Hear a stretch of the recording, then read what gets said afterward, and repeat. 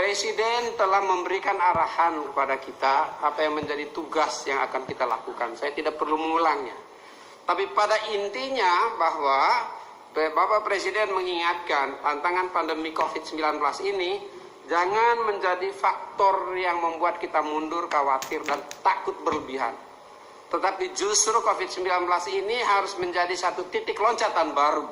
Bahkan bukan loncatan baru saja, loncatan raksasa, a giant leap, itu Presiden bilang, loncatan raksasa.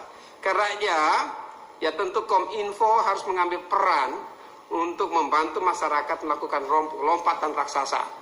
Pada saat di mana kehidupan kemasyarakatan, kehidupan sosial, kehidupan ekonomi justru saat ini bergantung pada tersedianya infrastruktur telekomunikasi dan informatika yang jauh lebih hebat, jauh lebih kuat. Ya, bukan secara kebetulan, tapi memang bagian dari program Presiden untuk meningkatkan internet link rasio di Indonesia, untuk memperkecil digital divide di Indonesia, bagian dari roadmap pembangunan nasional kita. Ya, tapi faktor akselerasinya adalah COVID. Karena COVID-19 justru menjadi bagian pendorong Kominfo untuk bekerja lebih hebat lagi. Satu persatu barangkali kita melihat ya. Yang pertama Sekretariat Jenderal, saya berterima kasih selama bersama-sama di Kominfo, Sekretariat Jenderal, seluruh jajarannya. Ada 3 orang yang menjabat ya. Yang pertama Ibu Niken, yang kedua Pak Ismail sebagai PLT, dan sekarang kita mendapat ya Ibu Mira yang memang ditugaskan atau mendapat keputusan untuk bersama-sama membantu Kominfo ya menggalang orkestrasi sumber daya ASN kita yang jauh lebih hebat di Kominfo ini. Saya berterima kasih atas semua kerja keras dan harapan ya dengan transformasi digital Kominfo juga harus bertransformasi. Saya berharap Sekretariat Jenderal menjadi bagian terdepan untuk menghantar Kementerian Kominfo menjadi kementerian tidak saja komunikasi, tapi menjadi kementerian digital yang progresif dan transformatif. Ya, melalui apa? Dengan perubahan dari kementerian digital, kementerian yang progresif, kementerian yang transformatif, maka kita harus melakukan rebranding Kominfo. Ini tugas yang besar.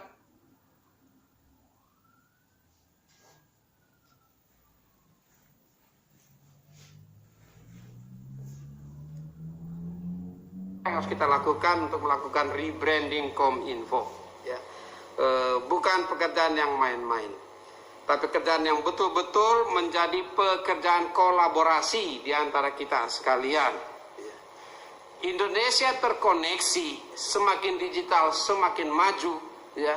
Itu menjadi moto yang luar biasa bagi negeri kita untuk menghantar Indonesia memasuki era sebagai bangsa digital, untuk menghantar Indonesia mengambil bagian ya yang bermanfaat dari industri 4.0. Tidak bisa kita hindari. Untuk itu, maka kita terlebih dahulu harus menghantar Kementerian Kominfo. Sebelum menghantar Indonesia terkoneksi, kita menghantar dulu Kominfo Connect. Terkoneksinya Kominfo menjadi satu kekuatan yang besar. Sehingga di Kominfo semakin digital, semakin maju. Jangan sampai, ya, atau dengan kata yang lebih positif barangkali, kita menghantar Indonesia semakin terkoneksi, semakin maju melalui Kominfo sebagai role model, ya, sebagai contoh. Ya. Kominfo Connect semakin digital, semakin maju. Jangan sampai di lingkungan Kominfo bandwidth-nya terbatas. Jangan sampai di lingkungan Kominfo ya kecepatan internetnya lelet. Ya, jangan sampai acara-acara Kominfo justru terjadi tiba-tiba ada koneksi yang terputus. Jangan sampai. Ya.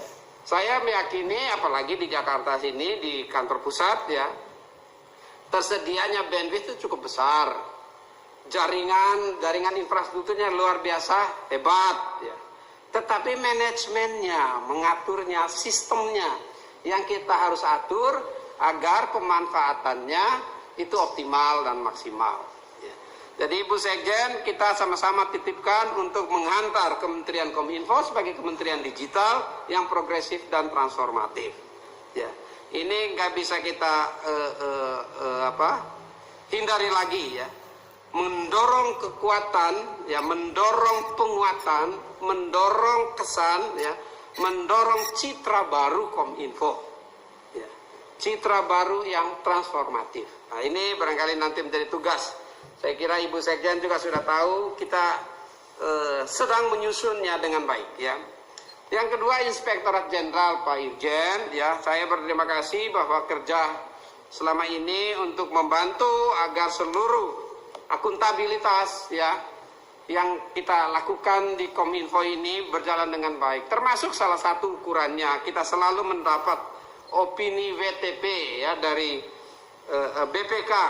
Ya, opini dari BPK ini terus menerus berulang-ulang. Sudah 5 kali barangkali, ya, 5 kali itu Kominfo mendapat opini WTP itu. Tetapi kali ini tahun 2021 ini pekerjaan kita semakin besar. Kenapa?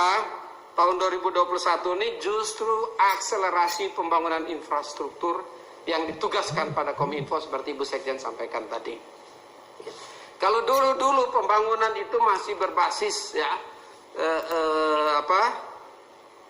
manajemen, monitoring, evaluasi terhadap operator seluler dengan peran dari BLU Bakti untuk mengisi titik-titik untuk menyambung puzzle-puzzle-nya.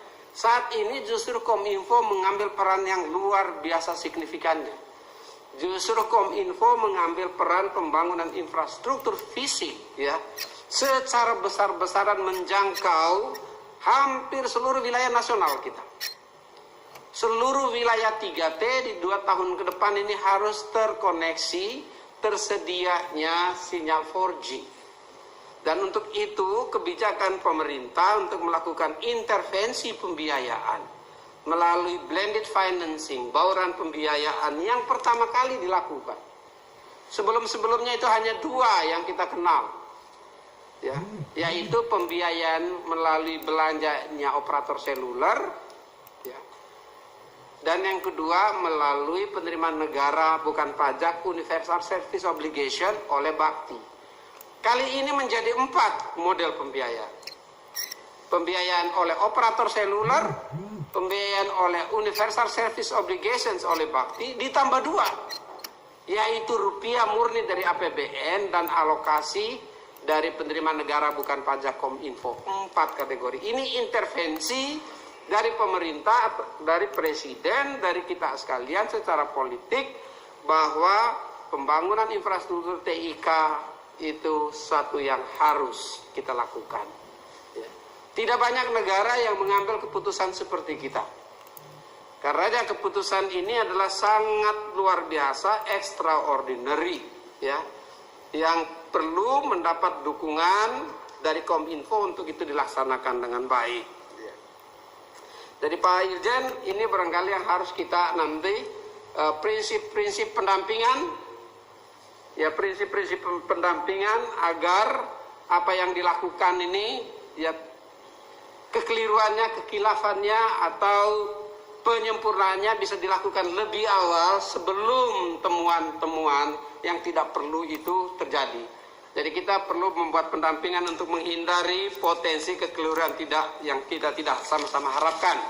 Karenanya akuntabilitas dari proses itu menjadi harapan kita bersama, dan tentu Pak Irjen perannya akan semakin dibutuhkan. Tidak saja secara administratif, tidak saja dari sisi pelaporan, itu penting dan sangat penting.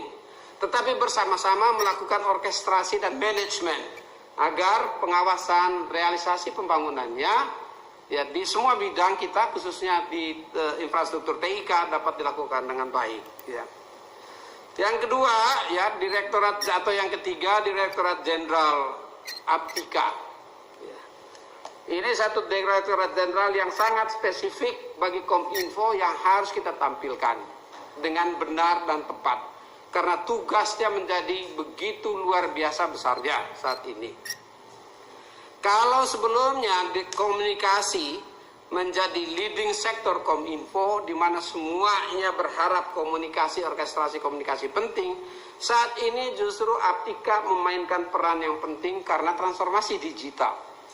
Ya, Kominfo saat ini cukup dikenal, ya, cukup dikenal sebagai kementerian tukang blokir. Ini ada dua sisi koin, ada sisi baik, ada sisi buruk, ya. Sisi buruknya seolah-olah kementerian ini kementerian represif di ruang digital. Itu sisi buruknya. Dan itu konsekuensi di mana penegakan hukum itu dilakukan, di mana saja. Baik di ruang fisik, apalagi di ruang digital. Kalau dilakukan penegakan hukum, ya dianggap represif. Orang ingin bebas. Tapi justru di saat yang bersamaan, sisi koin yang lain, bahwa Kementerian Kominfo harus menjaga kenyamanan masyarakat di ruang digital.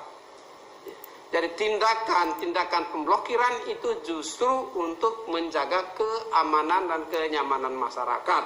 Ya, ini harus kita pahami bersama-sama. Selama literasi, selama edukasi, selama ya pendidikan dan sosialisasi terkait dengan pemanfaatan ruang digital atau sosial media yang cerdas belum dilakukan dengan baik, selama itu pula lah Kominfo nanti akan dicap atau dianggap sebagai kementerian blokir. Ini kan internal keluarga kita, ya, kementerian blokir. Karena apa? Karena memang tugas Kementerian Kominfo melalui amanatnya Undang-Undang Dasar dan Undang-Undang serta peraturan adalah menjaga ruang digital dan mengambil tindakan-tindakan yang tegas atas pelanggaran terhadap konstitusi dan perundang-undangan di negara kita di ruang digital. Nah, ini tugasnya Aptika yang tidak gampang. Di saat yang bersama tugasnya Aptika harus menjaga, ya, justru digital ekonomi yang lebih berkembang dan lebih bermanfaat bagi Indonesia. Nah, saya tentu berharap kepada Pak Semi, ya, untuk mengawal dan menjaga. Kalau selama ini, ya, Direktorat Jenderal Aptika telah bekerja keras, maka tahun 2021 dan ke depan pekerjaannya Direktorat Jenderal Aptika menjadi lebih keras lagi. Ya, ada beberapa infrastruktur penting yang harus kita selesaikan. Ya, kita harus menyelesaikan pusat data nasional. Ya, dan pusat data nasional dalam rangka satu data Indonesia sangat strategis untuk kepentingan pembangunan Indonesia. Kalau Kominfo melalui Direktorat Jenderal Aptika ya bisa membangun pusat data nasionalnya dengan baik dalam rangka electronic government, maka sebagian masalah Indonesia khususnya di bidang perencanaan dan implementasinya bisa teratasi ya dalam rangka satu data nasional. Ya, ini Pak Semi bersama seluruh jajaran Aptika, mari kita jaga aja baik-baik ya orkestra yang baik antara ya menjaga ruang digital dengan baik, meningkatkan ruang ekonomi digital dengan baik. Di sisi yang lain harus juga menjaga agar kualitas demokrasi, kualitas ekspresi demokrasi, kualitas kebebasan berpendapat, kualitas kebebasan pers harus juga kita seimbangkan. Nah, ini dua sisi ya yang harus di tahun 2021 ini kita jaga dengan baik. Ya. Kita nggak bisa hindari dari pengalamannya bahwa Aptika harus berperan lebih di tahun 2021 mengingat usaha kita khususnya penanganan COVID-19 membutuhkan dukungan dari Aptika yang tinggi, khususnya berkait dengan pusat data, ya khususnya berkait dengan regulasi-regulasi yang kita butuhkan. Satu tugas ini Aptika yang harus diselesaikan tahun 2020 segera adalah bersama-sama dengan DPR untuk proses politik menyelesaikan RUU PDP menjadi undang-undang. Karena hak-hak masyarakat dan kepentingan strategis negara ada di undang-undang PDP. Jadi Pak Semi, ya Pak Dirjen Aptika Mari kita sama-sama untuk bergerak maju. Ya. Dirjen SD PPI Pak Ismail